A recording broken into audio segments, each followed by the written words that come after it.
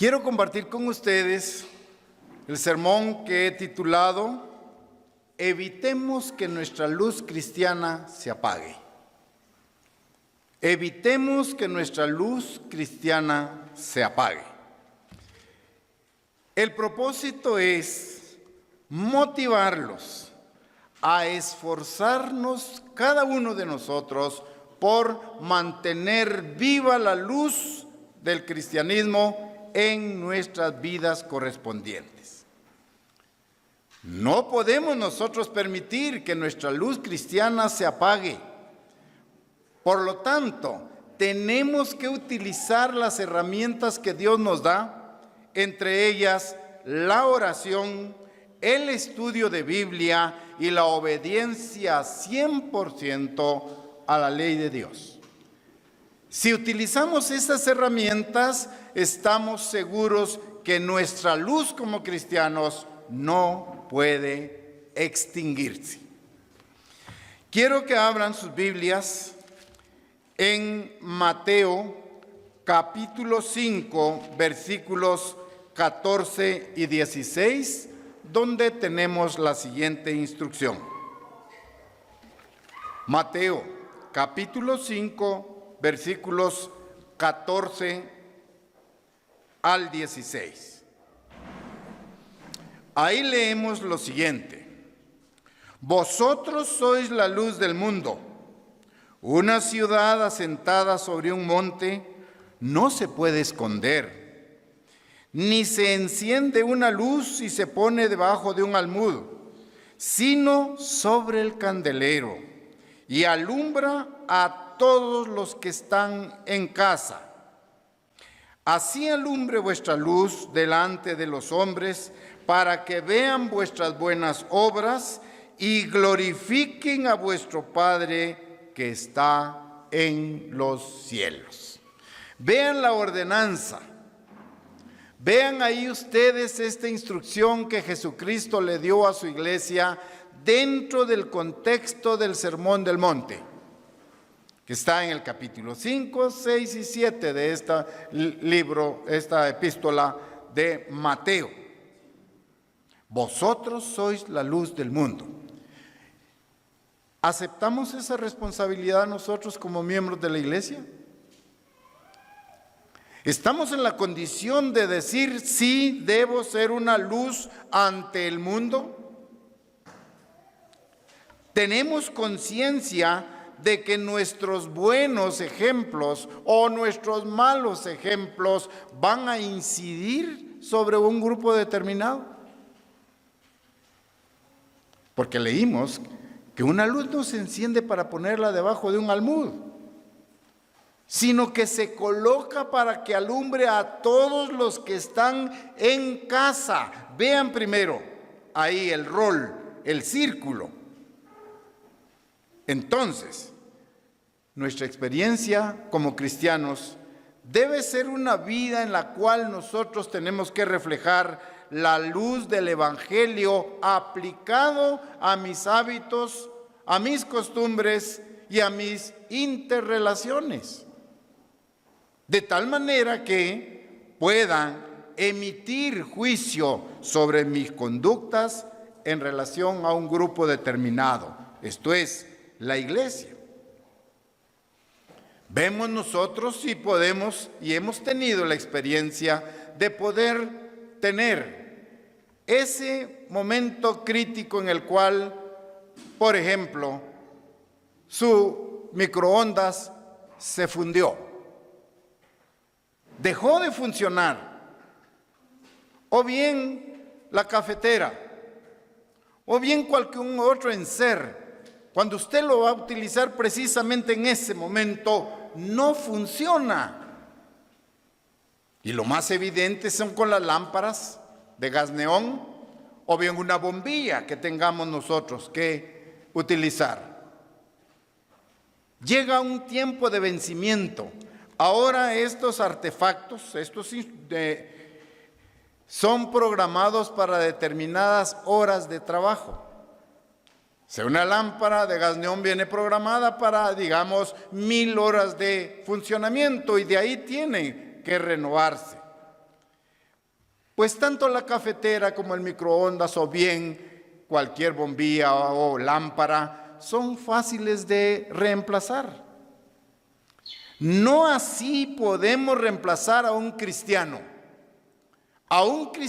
que permita que su luz se apague. No podemos reemplazarlo en una forma inmediata. Como cristianos, entonces, no podemos llegar a ese momento crítico en que nuestra luz se apague. Piense, usted como miembro bautizado ha sido especialmente escogido y llamado por Dios. ¿Para qué? Para hacer luz. Lo que estamos leyendo ahí, estamos analizando. Vosotros sois la luz del mundo.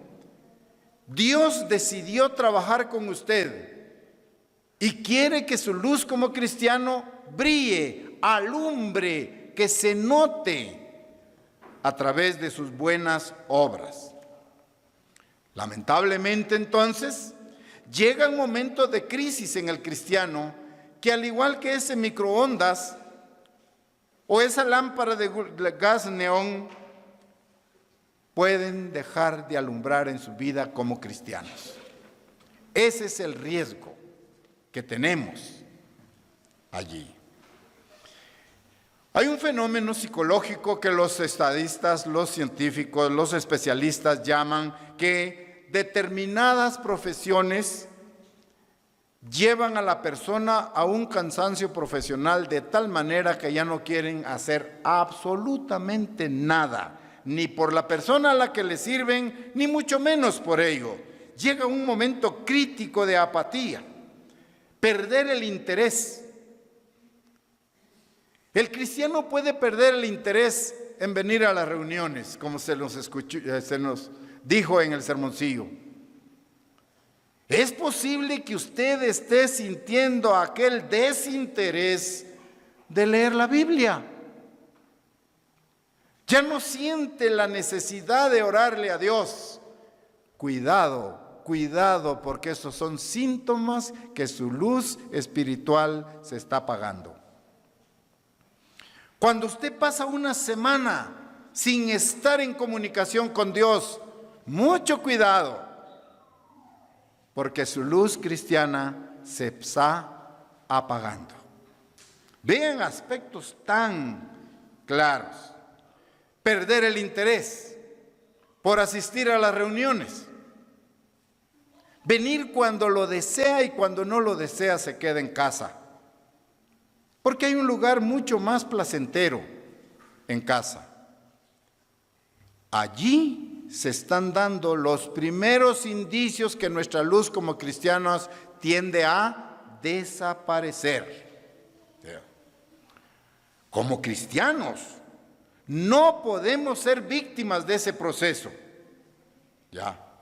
¿Por qué? Porque el camino del cristianismo exige sacrificio, exige dedicación, exige esfuerzos extraordinarios. Y de eso estamos conscientes. Fuimos llamados a la iglesia para vivir una vida de sacrificio, de dedicación, de esfuerzos extraordinarios. Y no debemos permitir que en ningún momento poder perder el interés en las cosas de Dios, en sus caminos, en sus instrucciones.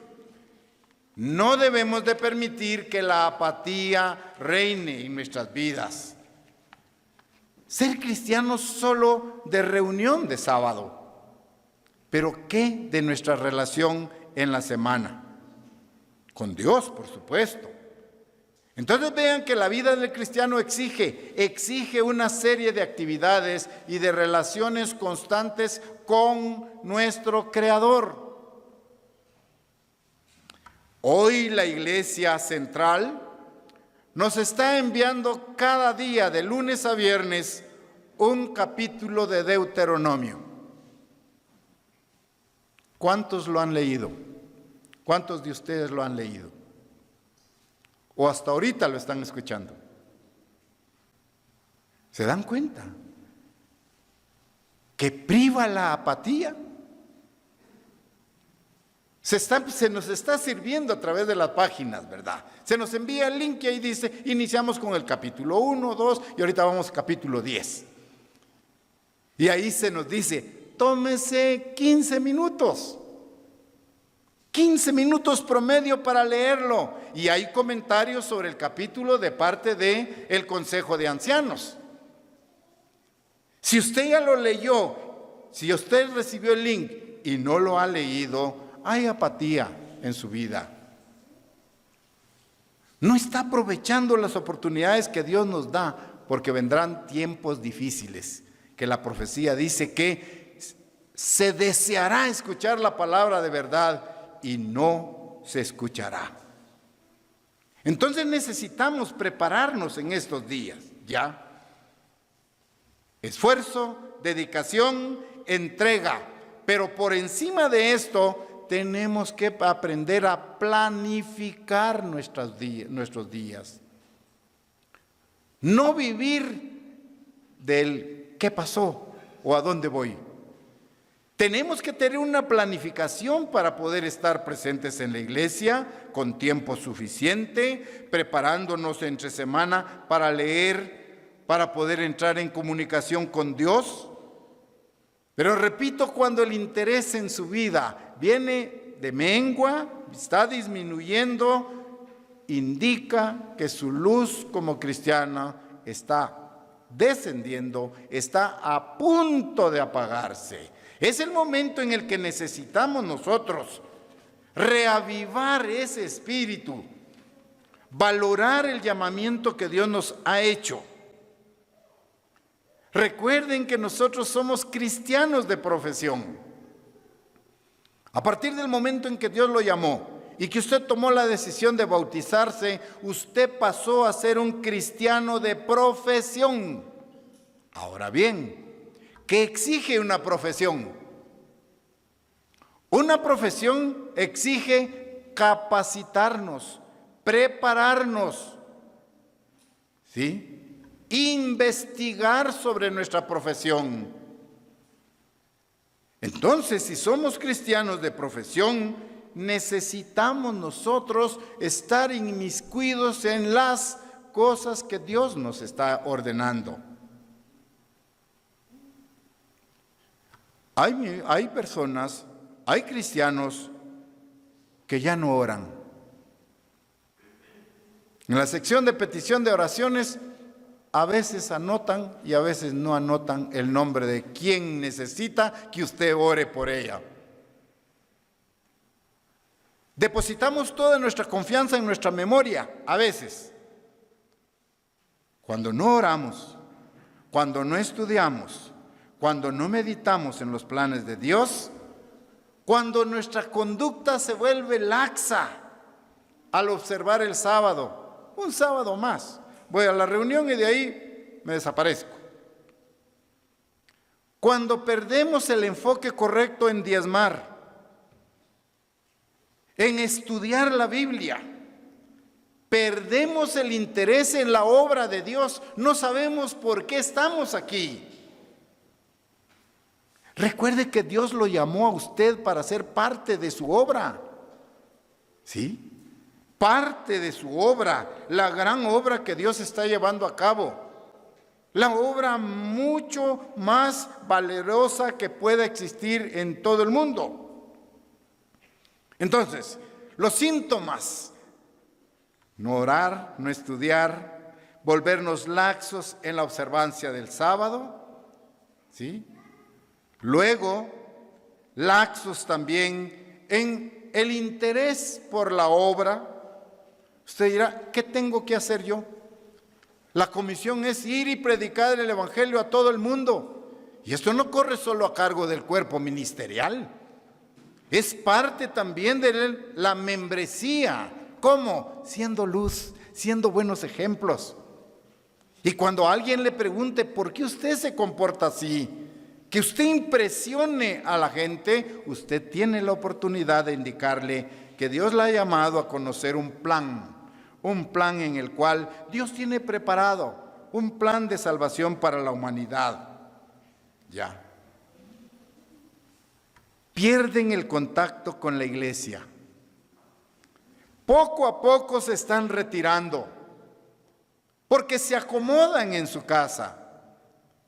Esos son indicios de que nuestra luz espiritual se está apagando. Se alejan del compañerismo fraternal dentro de la iglesia.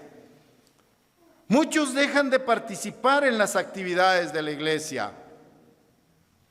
¿Sí? Se aíslan. Esos son síntomas que su luz espiritual se está apagando. ¿Qué podemos hacer? Si nosotros estamos en ese escenario, ¿qué podemos hacer para evitar esa apatía, ese decaimiento, el no querer participar en las actividades de la iglesia, en ausentarnos de las reuniones? ¿Qué tenemos que hacer? Bueno, Dios nos da la salida. Dios nos amonesta, Dios nos instruye. Primero, usted tiene que entender que ha hecho un compromiso con Dios para toda la vida. El cristianismo es un compromiso con Dios para toda la vida. Piense, si Dios lo ha llamado, es para que usted persevere hasta el fin. Por lo tanto, usted no puede renunciar a esta profesión de ser cristiano. No puede renunciar a este acto de fe. No puede dedicarse a otras cosas, a otra profesión, cambiar de profesión. No puede delante de Dios. Somos cristianos de profesión. ¿Ya? No podemos cambiar de profesión. Entonces, tenemos que renunciar a todo camino que no nos lleve al camino de Dios. Dentro de ese contexto, yo sé que usted tiene que profesionalizarse, está buscando una carrera, etcétera, está estudiando, está trabajando, perfecto. Pero si Dios lo ha llamado, el compromiso número 1 es con Dios.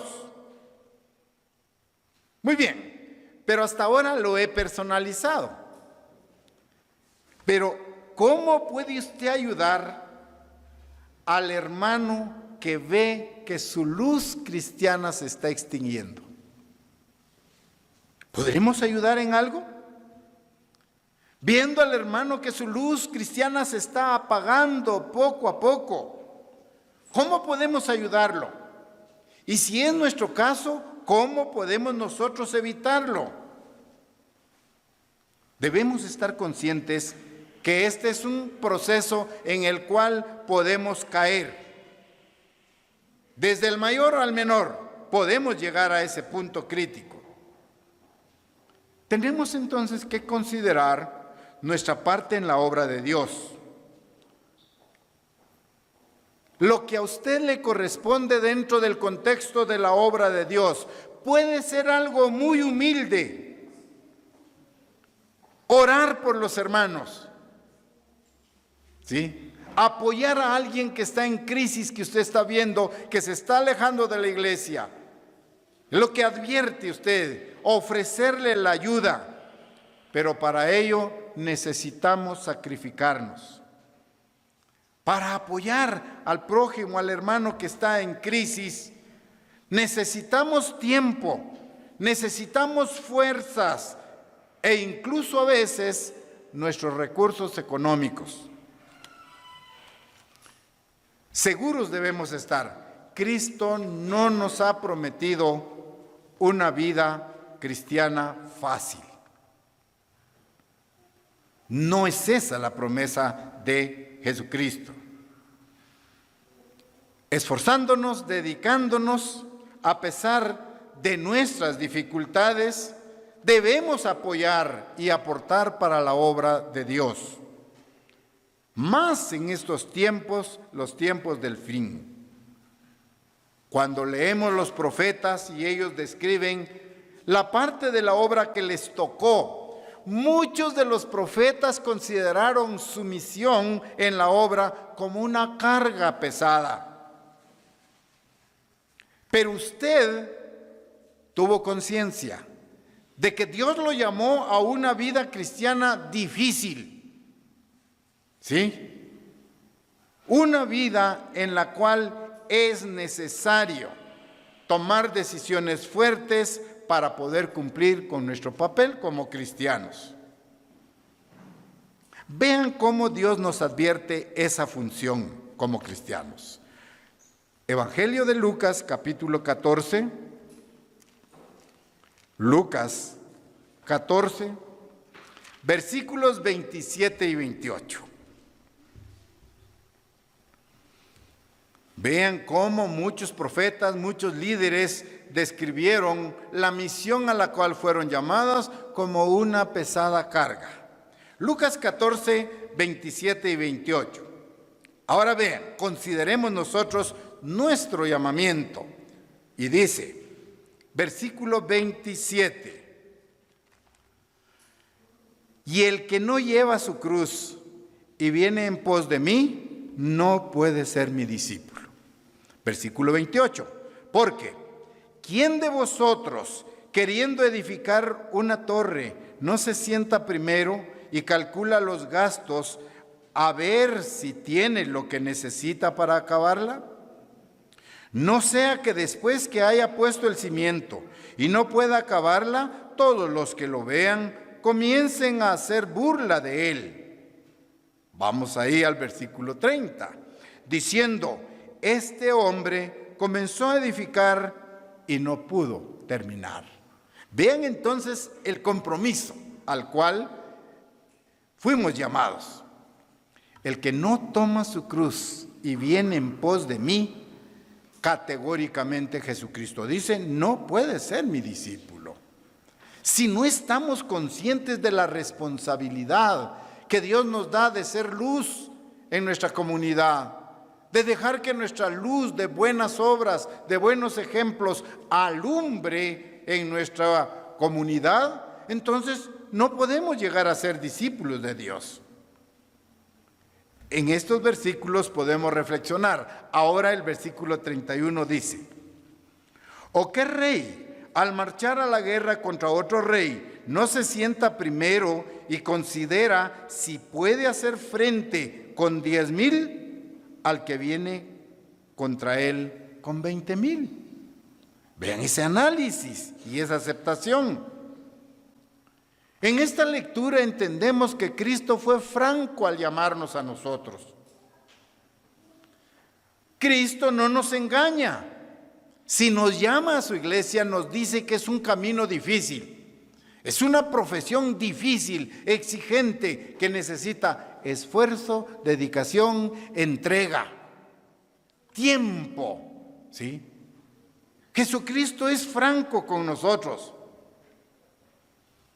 Nos pidió que lleváramos una carga, responsabilidades ante Dios. Dice que cargáramos una cruz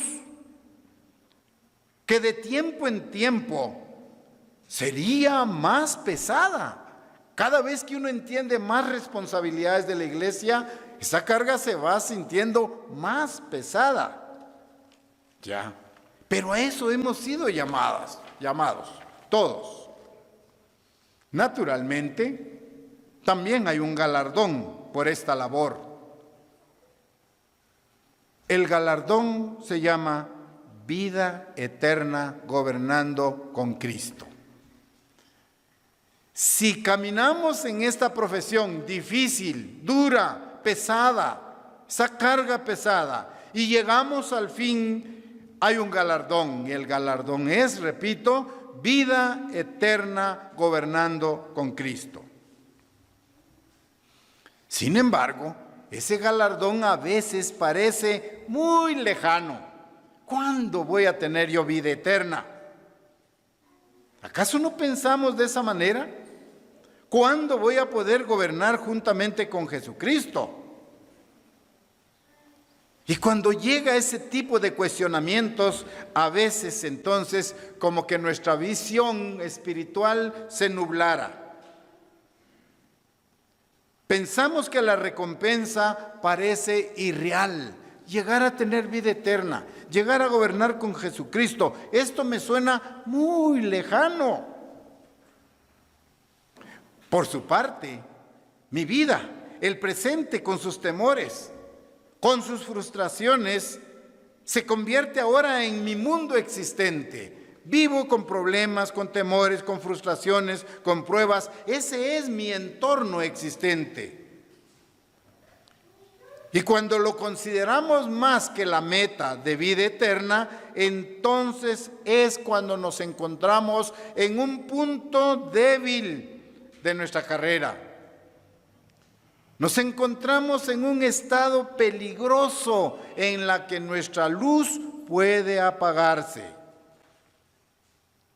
Porque así actúa el ser humano. La mayoría de seguidores de Dios no pretenden ser individuos excepcionales, sino que nos vamos adaptando a las circunstancias, pero nuestro llamamiento y la responsabilidad que adquirimos ante Dios no va a permitir un decaimiento espiritual. Dios está enterado de esto, Dios sabe esto. Ha habido momentos en que algunos de sus más dedicados y capaces siervos se desanimaron y estuvieron a punto de darse por vencidos en este camino, en esta profesión llamada cristianismo. Vamos a tomar un ejemplo de la Biblia. El profeta Elías. El profeta Elías fue un ser humano como nosotros. Leamos Santiago 5:17, ahí se describe, para que consideren ustedes su estado natural. El profeta Elías fue un ser humano como nosotros, dije. Santiago 5, versículo 17, ahí leemos. Elías era hombre sujeto a pasiones, semejante a las nuestras. Y ahora vean, en esa condición humana, dice, oró fervientemente para que no lloviese, y no llovió sobre la tierra por 3 años y 6 meses. Piensen en esa actitud de Elías. Vean la luz del ejemplo de Elías. Evaluemos una oración para que no lloviese, no durante una semana. La oración fue tan potente y poderosa y Dios la avaló y no llovió sobre ese territorio 3 años y medio. Imagínense el ejemplo de la vida de Elías. Aunque era ser humano, tenía sus errores como nosotros, pero oró, dice ahí, ¿cómo? Fervientemente, de corazón. Oró fervientemente y no llovió durante 3 años y medio. Muy bien, lo vemos ahí en este acto heroico que Dios aprobó. Ahí se manifiesta el poder y la misericordia de Dios. Elías solo fue un instrumento, ¿sí? Pero fue Dios el que suspendió la lluvia en ese lugar, 3 años y medio.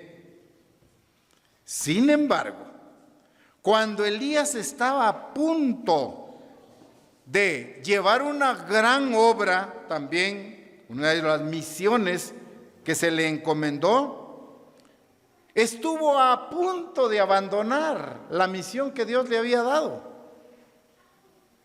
Vamos a tener el entorno de Elías para poderlo sintetizar así.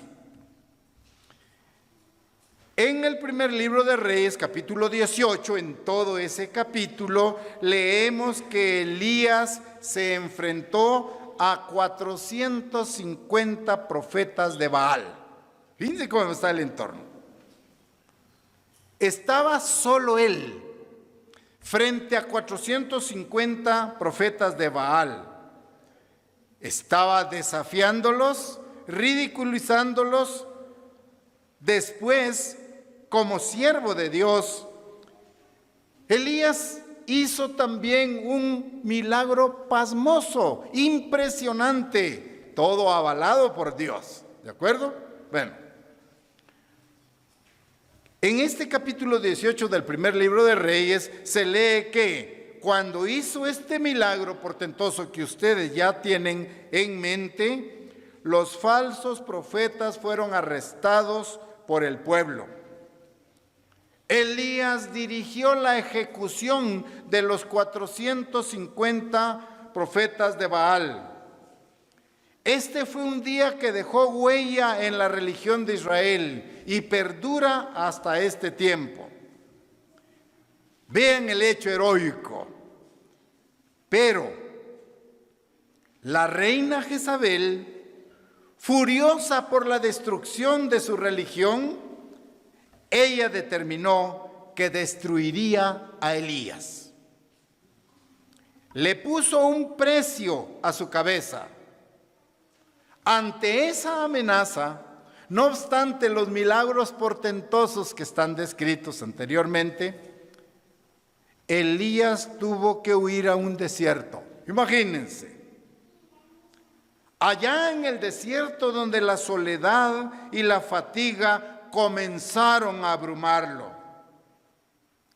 Y cayó en un decaimiento. Su luz cristiana estaba a punto de apagarse, porque él estaba a punto de dejarse vencer. La orden de Jezabel es: mañana te tendré aquí como estos 450 profetas de Baal. Jezabel lo intimidó. Vamos al primer libro de Reyes, capítulo 19, para leer de él. Capítulo 19, versículo 4. Primer libro de Reyes, capítulo 19, versículo 4. Estamos llegando ahí a primer libro de Reyes, capítulo 19, versículo 4. Yo ya les describí el ambiente anterior. Veamos ahora qué dice primer libro de Reyes, capítulo 19 y versículo 4.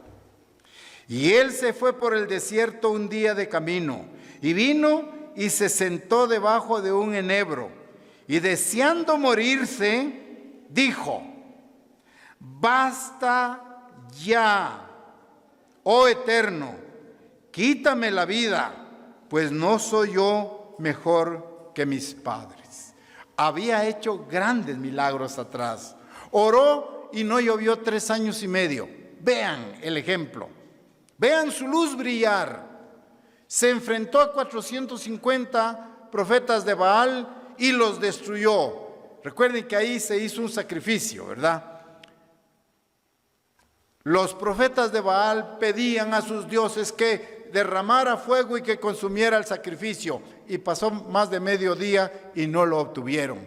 Cuando Elías oró, estoy en el contexto del capítulo 18, oró y Dios envió el fuego y consumió el sacrificio y hasta el agua que había alrededor.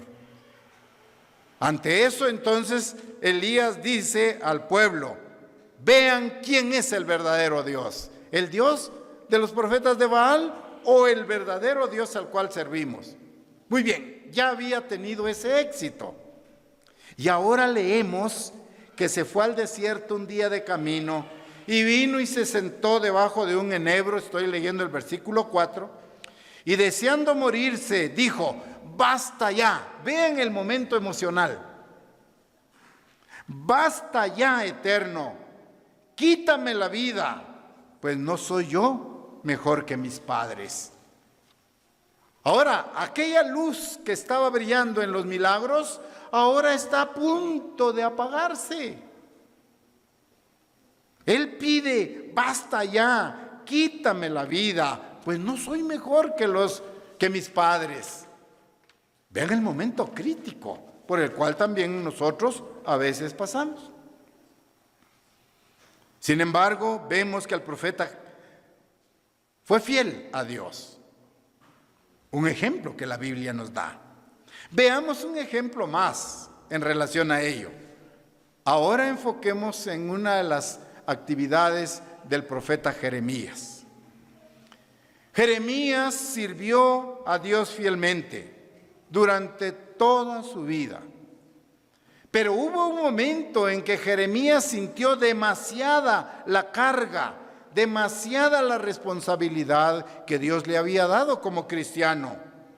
La carga de él se hizo pesada. Y vean ahora cómo se describe en el capítulo 20 de Jeremías, versículos 7 al 10. Jeremías 20, versículos 7 al 10. Vean qué le dijo a Dios. Versículo 7. Me sedujiste, oh Eterno, y fui seducido. Más fuerte que yo, y me venciste. Cada día he sido escarnecido. Cada cual se burla de mí. Versículo 8. Porque cuantas veces hablo, doy voces, grito.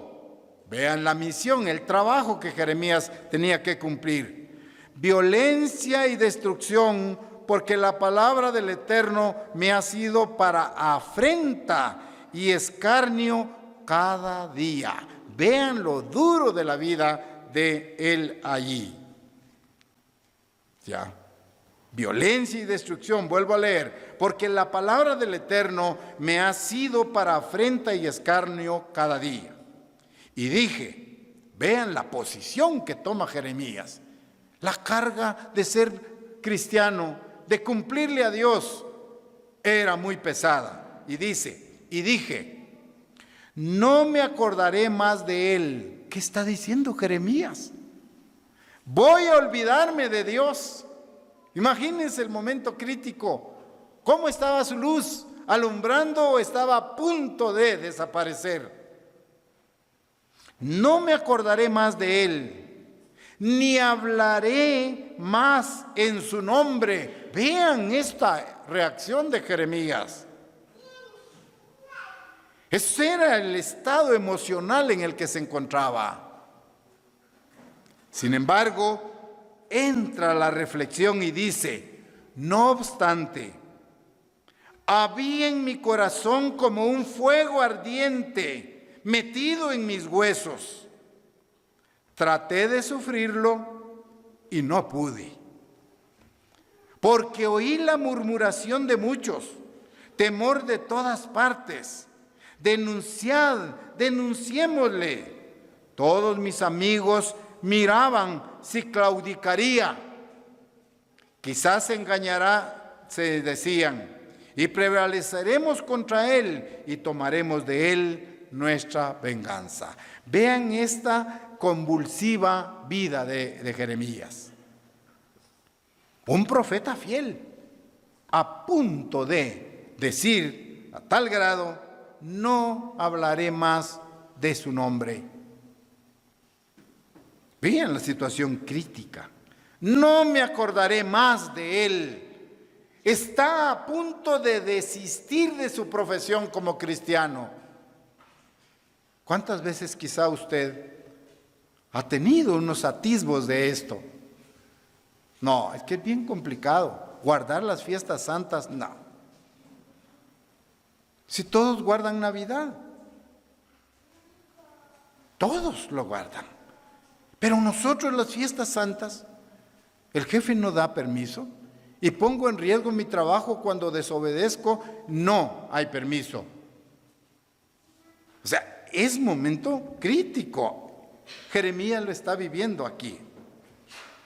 Al leer estas palabras vemos que son palabras fuertes que Jeremías pronunció hacia su Creador.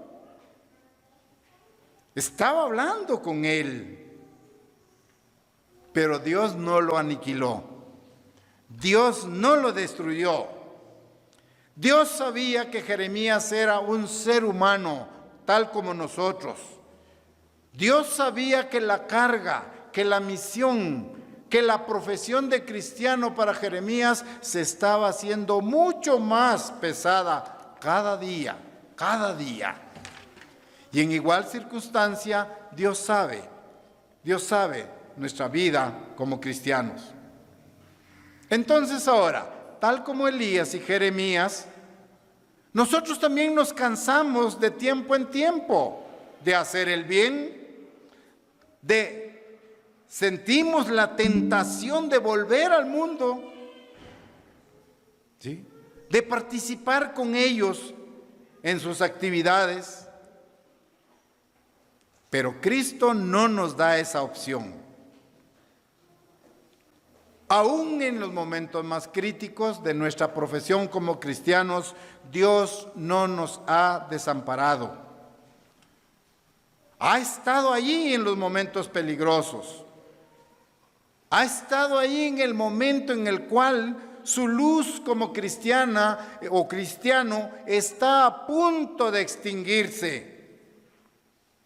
En ese momento preciso actúa Dios.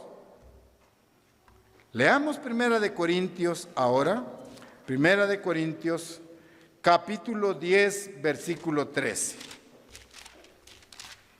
Primera carta a los Corintios, capítulo 10, versículo 13.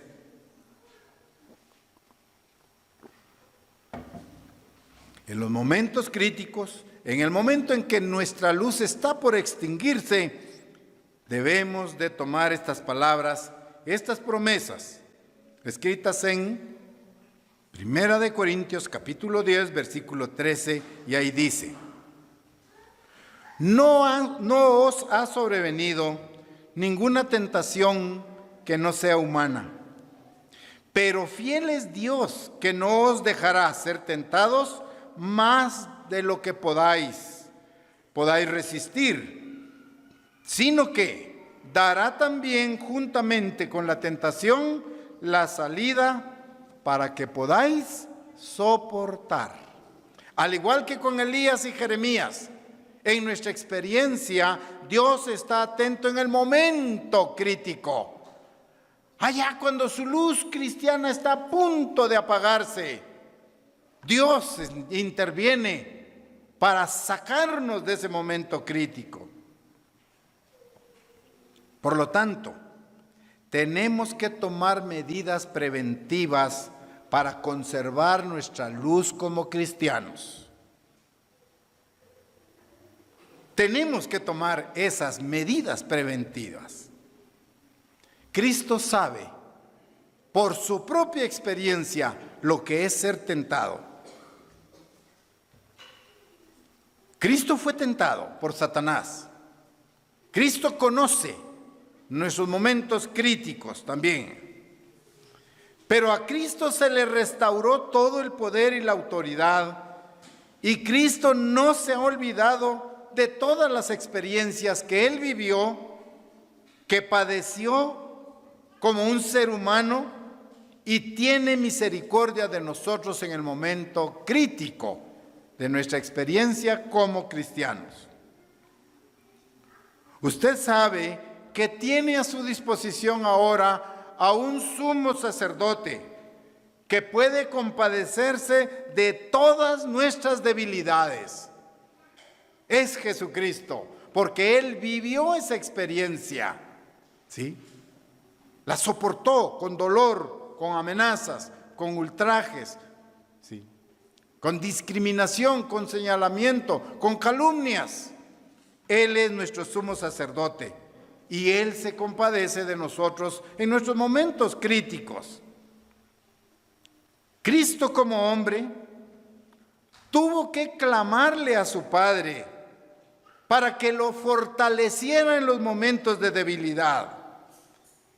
Tuvo que pedirle a Dios el Padre que su luz como cristiano no se extinguiera.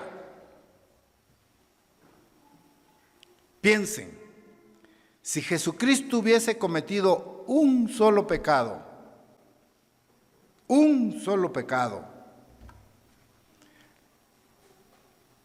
sería unas consecuencias trágicas para nosotros. No tendríamos un redentor, no tendríamos un salvador. Por lo tanto, Jesucristo superó a nivel humano todas las pruebas habidas y por haber.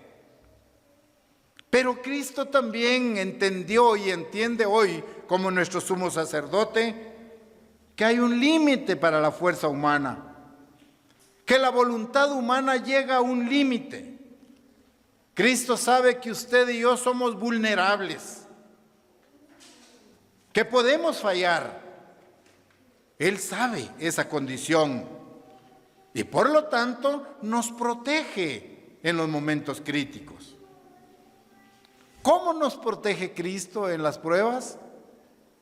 Nos da medidas preventivas para conservar nuestra vida espiritual. Ya. Nosotros entonces, como cristianos de profesión, debemos reconocer que algo puede empezar a andar mal en nuestra vida. Algo puede comenzar a andar mal en nuestra vida. Por lo tanto, necesitamos siempre mantener en mente que no nos fue prometido un llamamiento al camino del cristianismo, un camino fácil. Por el contrario, se nos propuso un camino difícil. Vencer a Satanás, vencer nuestra naturaleza humana, vencer a la sociedad, eso no es fácil. Y eso engloba el camino del cristiano. Por lo tanto, entonces, Dios a través de Jesucristo nos motiva. Lucas capítulo 13 ahora, versículo 24. Lucas capítulo 13, versículo 24. No se nos prometió un camino fácil. ¿Sí? No se nos promete un lecho de rosas, una vida sin sufrimiento y dolor. Por el contrario, ahora Dios a través de Jesucristo y sus apóstoles nos motivan a lo siguiente. Lucas capítulo 13, versículo 24.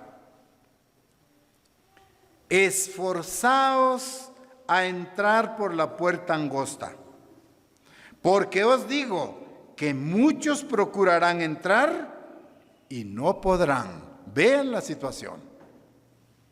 ¿Cómo Dios nos motiva? Esforzaos por entrar por la puerta angosta, el camino de Dios, la ley de Dios. Porque os digo que muchos, vean, muchos procurarán entrar y no podrán. ¿Se dan cuenta? No podrán. Así nos motiva Dios a través de Jesucristo, nuestro sumo sacerdote. Vean la siguiente motivación. Primera carta a Timoteo, primera de Timoteo, capítulo 6, versículo 12. Primera carta a Timoteo, capítulo 6, versículo 12. Se nos insta de la siguiente manera. Primera de Timoteo, capítulo 6, versículo 12. Pelea la buena batalla de la fe. Echa mano de la vida eterna, a la cual asimismo fuiste llamado, habiendo hecho la buena profesión delante de muchos testigos. ¿A qué se nos invita? Pelear la buena batalla. Ahora piensen, ¿será fácil pelear una batalla? ¿No requiere esfuerzo? ¿No requiere dedicación? ¿No requiere valentía espiritual para pelear una buena batalla, la batalla de la fe? Crean, Satanás nos tiene seleccionados. Satanás dirige los ataques directos, fuertes, con el propósito de destruir nuestra luz, apagar nuestra luz como cristianos. ¿Sí? Cuando usted va de viaje por la noche y tal vez asciende a una montaña y luego comienza a descender y ve unas lucecitas por allá de una aldea, en igual forma Satanás identifica a los miembros de la iglesia. Allá donde está aquella pequeña luz, a esa ataca. No va a atacar a la sociedad y al mundo, porque el mundo está convencido y está aplicando las normas de conducta de él. Competencia, violencia, ¿sí? Están en los caminos de Satanás. Educación, economía, política, corrupción por donde quiera. No, pero aquellos que están tratando de vivir una vida justa, a ellos ataca. Por eso Pablo le dice a Timoteo, pelea la buena batalla, y nos motiva a nosotros. Echa mano de la vida eterna, el gran objetivo, la gran meta que tenemos. Porque hemos sido llamados.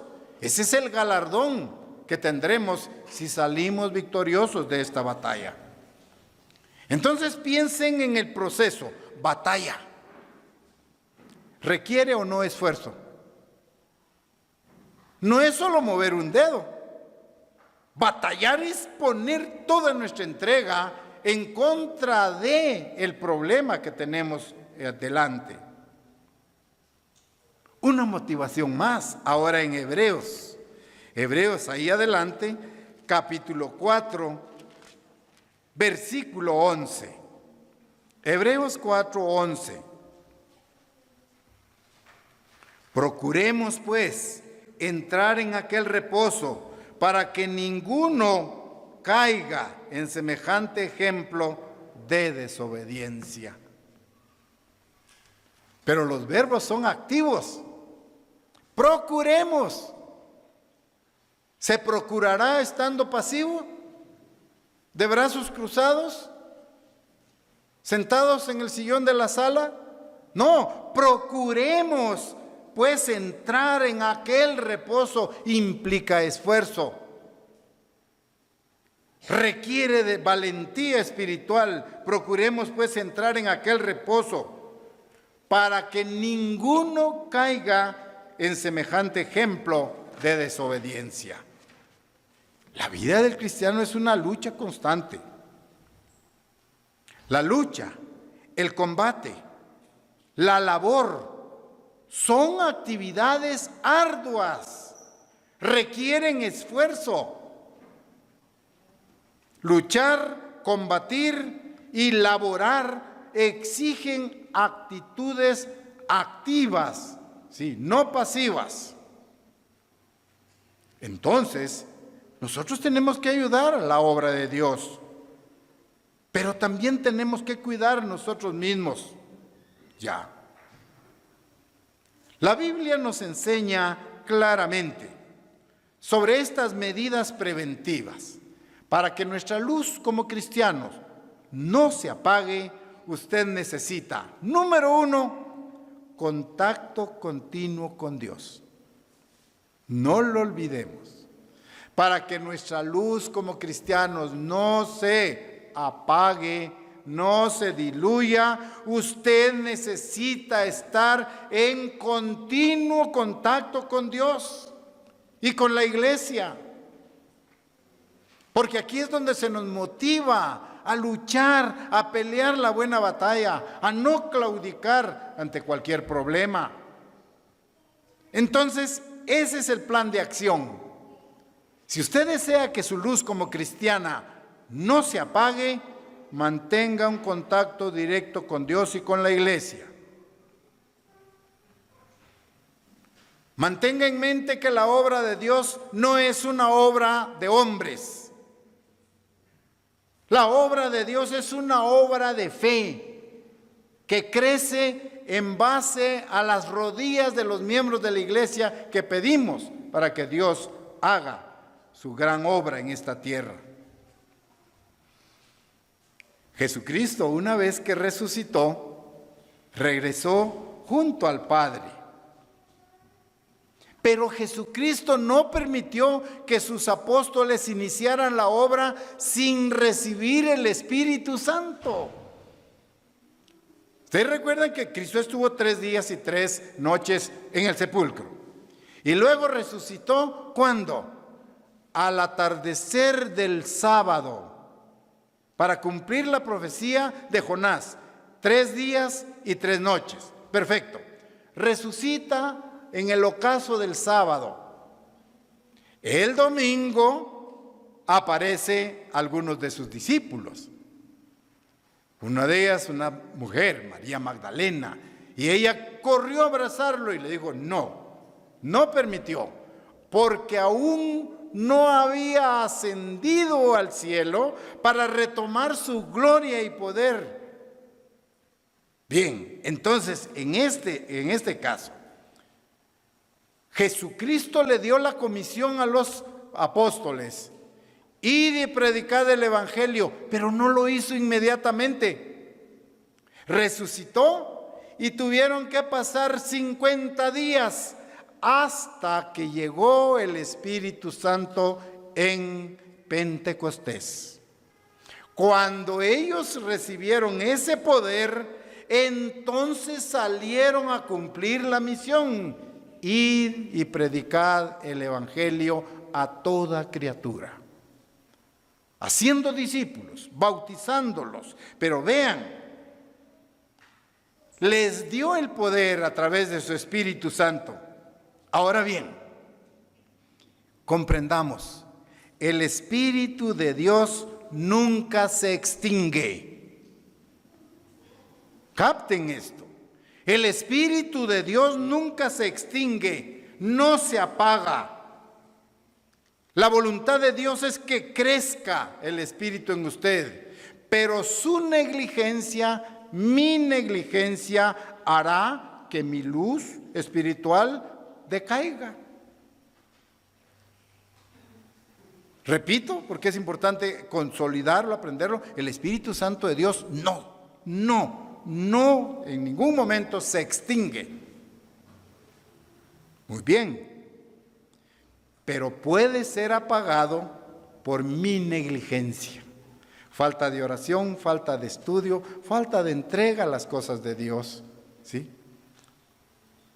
Por mi negligencia puede ser apagado, por nuestro descuido. Segunda de Timoteo, ahora, capítulo 1, versículo 6. Segunda de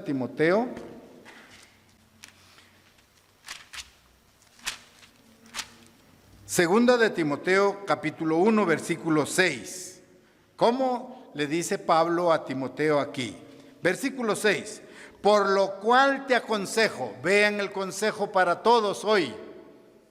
Por lo cual te aconsejo que avives el fuego del don de Dios que está en ti por la imposición de mis manos. ¿Cuál es el consejo entonces? Que avivemos, que hagamos crecer el fuego del don de Dios. Esto es, el Espíritu Santo puede crecer en nuestras vidas. Sí, puede y debe crecer. ¿Cómo? Orando, teniendo contacto con Dios, estudiando la palabra de Dios. Quiero que entiendan lo siguiente. Cuando oramos, le hablamos a Dios, ¿verdad? Muy bien. Cuando estudiamos la Biblia, Dios nos habla. Vean bien esa situación. ¿Qué es más importante? Si podemos colocar orden de prioridad.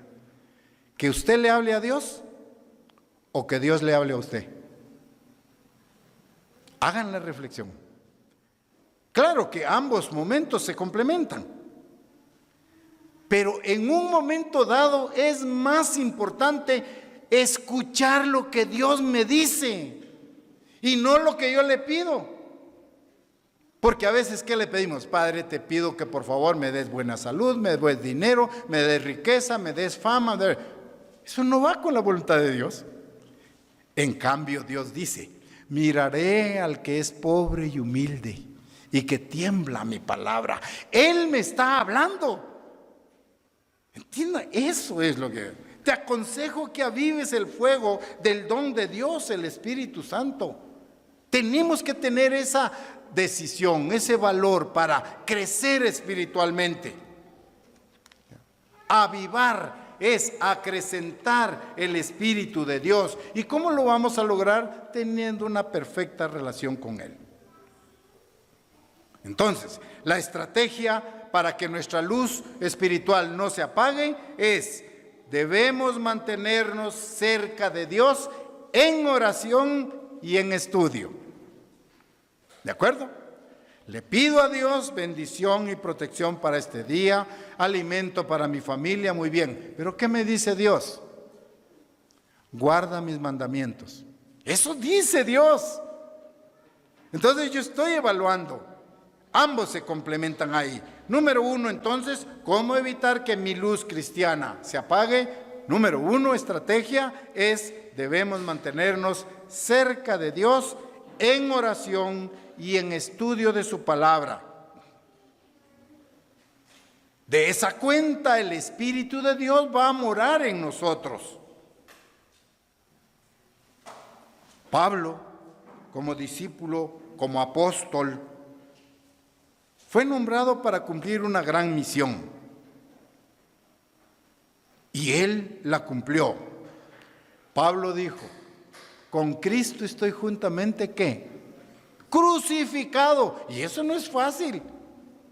Bien, Pablo, ¿cómo lo indica? Con Cristo estoy juntamente crucificado. Ya no vivo yo. Cristo vive en mí. Ven la decisión. ¿Piensan ustedes que en una actitud de esa mi luz se va a apagar? No. Si Cristo vive en mí, mi luz va a ser más fuerte, más fuerte, más fuerte a través de las buenas obras que puedo llevar a cabo. Punto número 2, para que su luz no se apague, debemos compartir con otros nuestras debilidades y sentimientos, nuestros fracasos y nuestras pruebas. Mateo 19, 29 y 30. Mateo 19, 29 y 30. Y cualquiera que haya dejado, vean ahora valorando, priorizando allí. Repito, y espero que lleguen a Mateo 19, versículos 29 y 30. Dice: cualquiera que haya dejado casas, hermanos, hermanas, o padre, o madre, o mujer, o hijos, o tierras, por mi nombre, recibirá 100 veces más y heredará la vida eterna.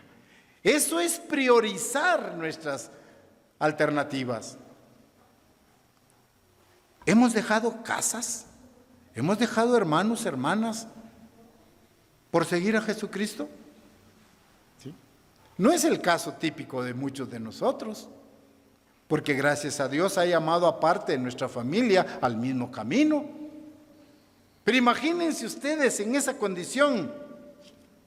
No hay ninguno, dijo él, no hay ninguno que haya dejado casas, hermanos, hermanas, padre, madre, por mi nombre, por ser cristiano, por tener la profesión de cristiano. No hay. Entonces, esa es la estrategia. Número 1, acercarnos a Dios en oración y en estudio. Número 2, compartir con alguien más nuestras debilidades. Número 3, la iglesia debe unirse en amor. Como grupo, como iglesia, tenemos que unirnos en amor. Primera de Juan 4:11 dice, Primera de Juan 4:11 dice: amados, si Dios nos ha amado así, debemos también nosotros amarnos unos a otros. Así, aplicando este principio, nuestra luz como cristianos no se va a extinguir. Pero escuchen, amados, si Dios nos ha amado así, debemos también nosotros amarnos unos a otros. Es la tercera estrategia. ¿Cómo evitar que nuestra luz cristiana se apague? Dentro de la iglesia, unirnos en amor. Y al final, no es necesario sufrir un colapso. No es necesario que nuestra luz se agote, que se extinga totalmente. Dios nos ha llamado para vivir eternamente. Sin embargo, nos hemos sentido agobiados allá en el momento del arrepentimiento, cuando nos dimos cuenta que éramos como un gusano, como una escoria, quebrantando la ley de Dios.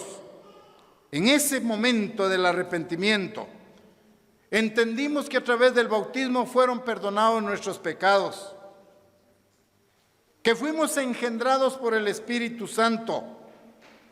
De ese momento en adelante, nuestra vida continúa en las manos de Dios. Pero nunca debemos caer derrotados. Nunca debemos de permitir que nuestra luz como cristianos se apague. Sin embargo, también estamos conscientes de que las profecías enseñan que algunos de nosotros seguirán apagando su luz espiritual.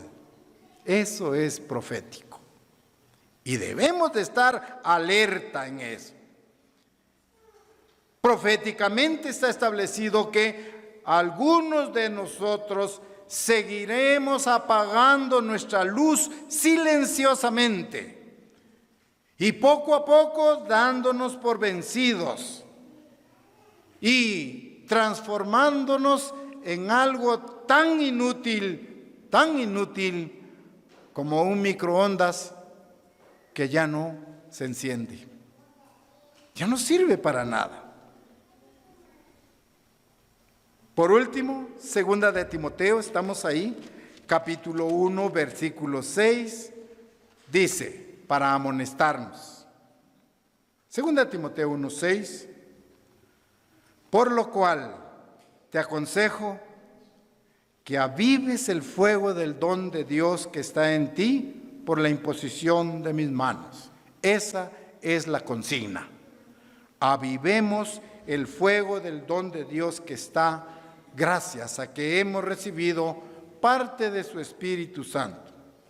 Por lo tanto, hermanos, no permitamos que nuestra luz como cristiana se apague. ¿Por qué? Porque Jesucristo dice, vosotros sois la luz del mundo. Y luego concluye, así alumbre vuestra luz delante de los hombres para que vean tus buenas obras.